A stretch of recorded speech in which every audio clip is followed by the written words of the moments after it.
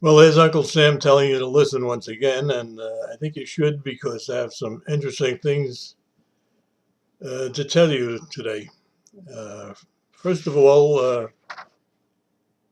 gutless John Boehner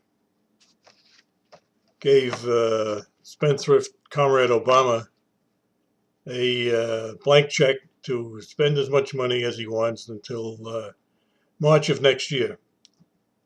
This is a so-called clean uh, debt limit increase. There were no conditions on it. Boehner wouldn't even couldn't even summon the courage to put in a repeal of the cut to veterans' pensions. That's how sad things have gotten in Washington. Uh, and Only 29 Republicans voted for this thing. And if it hadn't been for Democrats, naturally they voted to spend more money. I mean, that's the main reason they're in Washington, to spend taxpayer money and feather their own nests. Uh, the next day, after he was given carte blanche to write checks for anything his little heart desires, Comrade Obama raised the pay of private contractors, employees who do jobs for the government. He raised their minimum wage to $10.10 an hour. And you will be getting the bill because it's not Obama's money, it's your money he's spending and wasting. So when you uh, when you can't afford that new car or something else, you can lay the blame right at Obama's doorstep. Another thing that happened was that Comrade Obama eased the regulations for suspected terrorists to claim political asylum here. Now,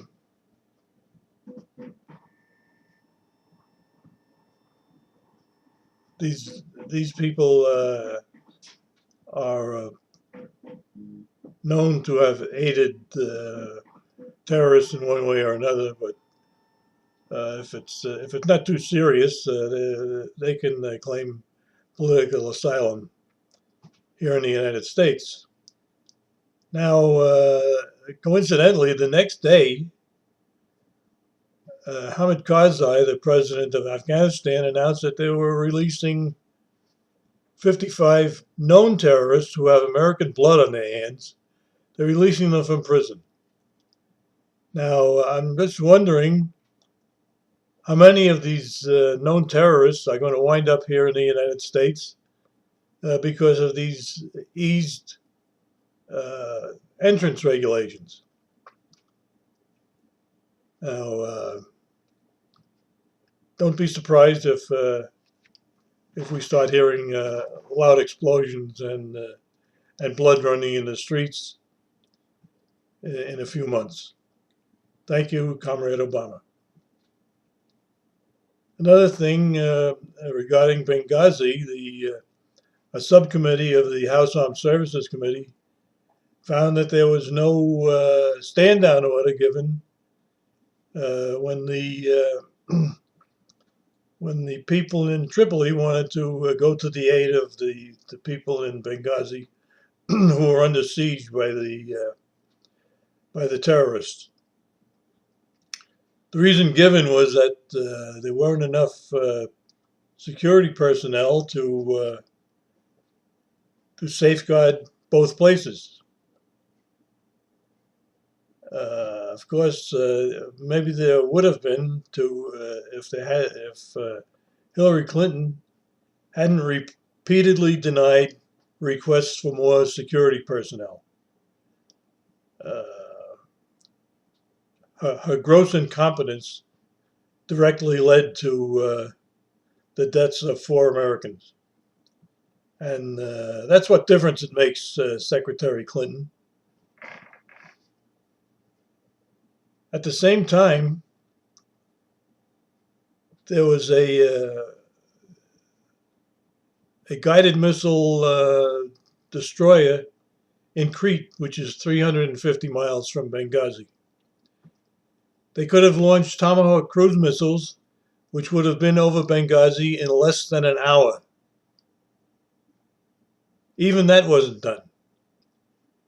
Now that we know this, why didn't those congressmen, and maybe they knew this destroyer was there all the while and didn't ask her.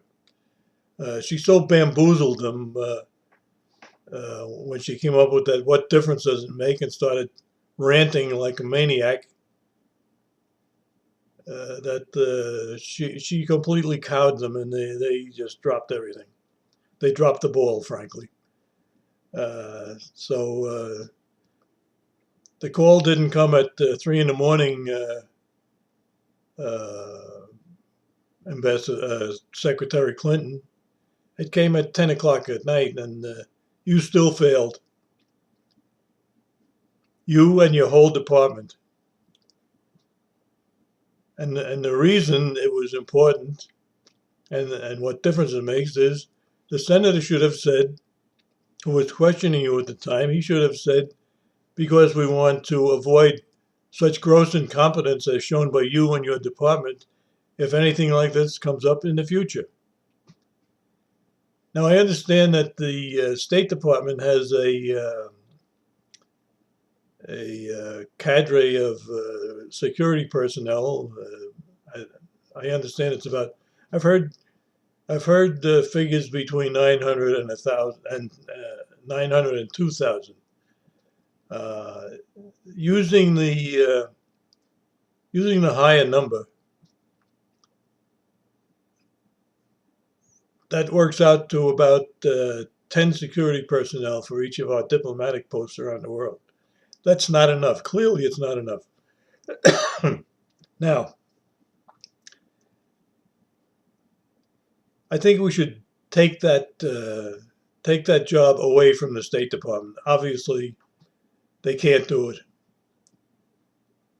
We have thousands and thousands of servicemen, fighting servicemen,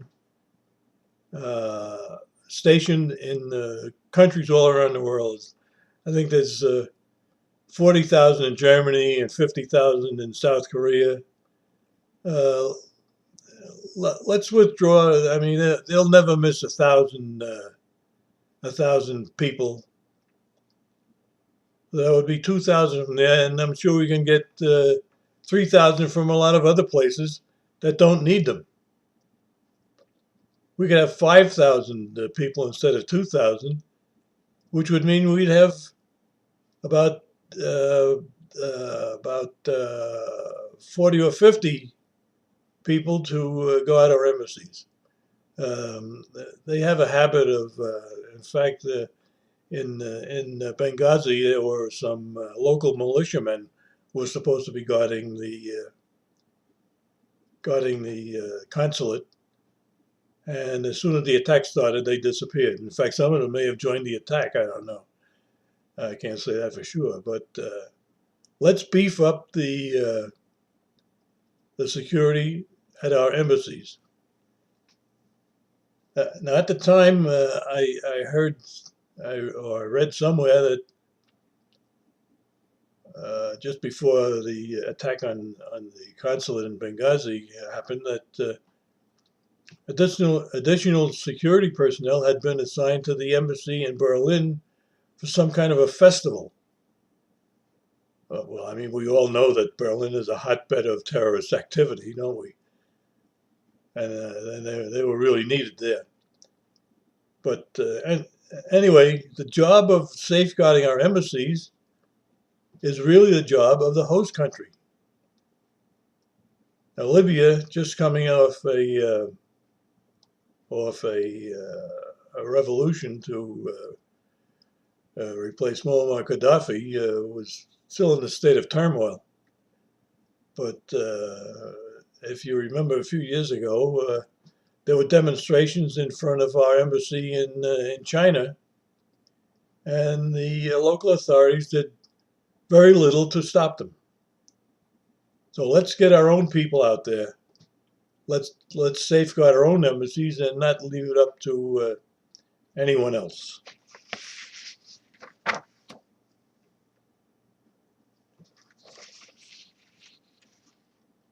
Now you hear on you see messages on the internet and people on the radio saying, "I want my country back." Well, if your country has been taken away, it's your fault.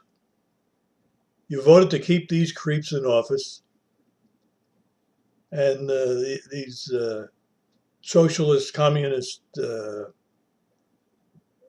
people in office, like Obama and the rest of them. And Harry Reid is still in charge of the Senate. But if you really want your country back, you have a chance to start that process in November. Don't blow it. Throw these bums out. And I'm not saying Republicans are angels or that they'll do everything the right way, but if we get in charge of the Senate with a real American in charge of the Senate, and get rid of John Boehner, who was I don't know who's more incompetent, him or Obama, but anyway, if we can control both houses, we can start the process of bringing America back to the great country it once was. Right now, it's a shadow of its former self. And then in 2016, let's get a Republican president in, because if the witch Clinton happens to get in, it'll be just more of the same all over again. So don't blow it in November. That's about it for today. I want to show you the